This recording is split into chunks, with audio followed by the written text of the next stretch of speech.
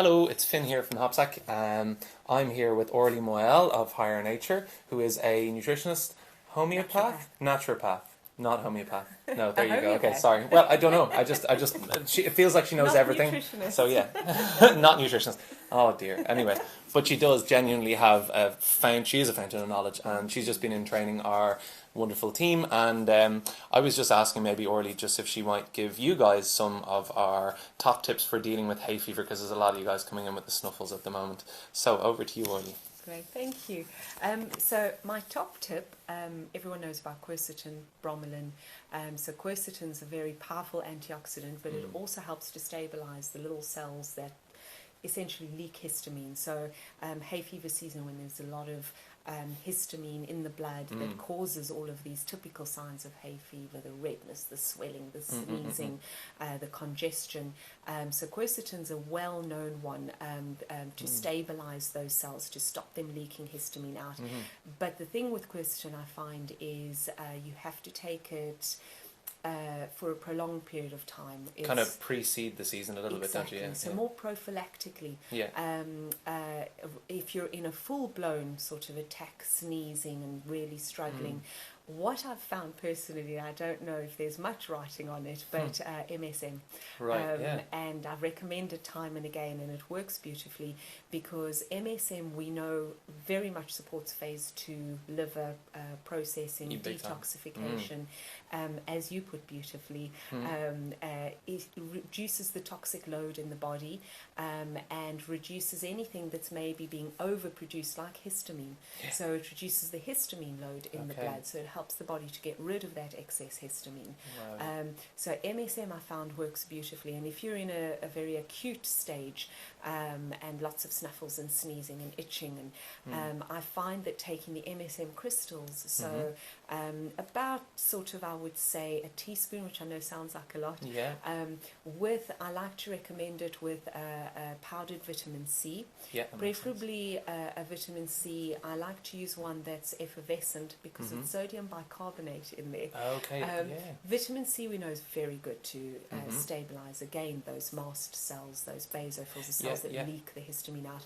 But it's the sodium bicarbonate in there that has a very alkalizing effect. And in the acute stage, it helps to put the fire out very quickly. Right. Wow. So interesting. A teaspoon of the MSM with a sort of effervescent tablet of vitamin C. Perfect. Lovely. We have Higher Nature's vitamin C. And then have it in a big glass of water. Drink that. Let it settle in. You can do that if you need to, twice a day, 3 times a day, but if you're doing it more than once a day, I would probably say half a teaspoon of the MSM crystals, because everybody has different MSM needs. Kind of tolerance levels as well. A little bit. Exactly. So some people respond very well to, maybe 3 teaspoons a day, and some people find that it's a bit too strong for them. Maybe they need to drink more water.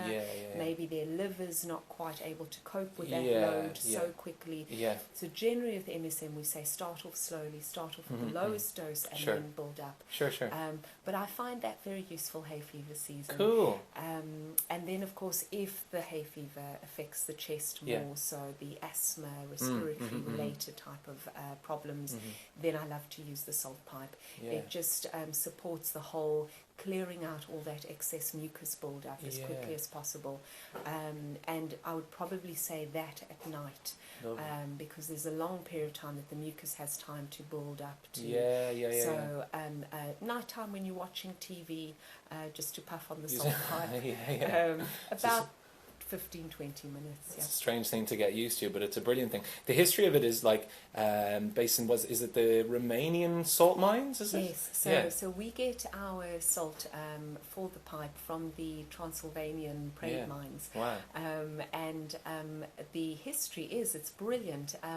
It was in World War II, when they were hiding away from the bombings, that a lot of people found that all their respiratory problems disappeared. Wow. They weren't getting coughs, colds, all of that. Wow. And they thought, what's going on? And then they realized there was something in the salt in the air that they were breathing that was protecting them. Amazing. So they started looking into it, and we've got some amazing research on asthma sufferers, even COPD, and how it improves the respiration. It reduces the Th2 levels, and all the sort of immune cells that are associated with excess inflammation. It can work on a very basic level to help clean out the airways, but it also works on the immune system. Lovely. So, Cool. Well, thank you very much, Orly. And that is the sort of learning that we love, and I hope you guys do too. So thanks again. Cheers. Thank you, it's been a pleasure.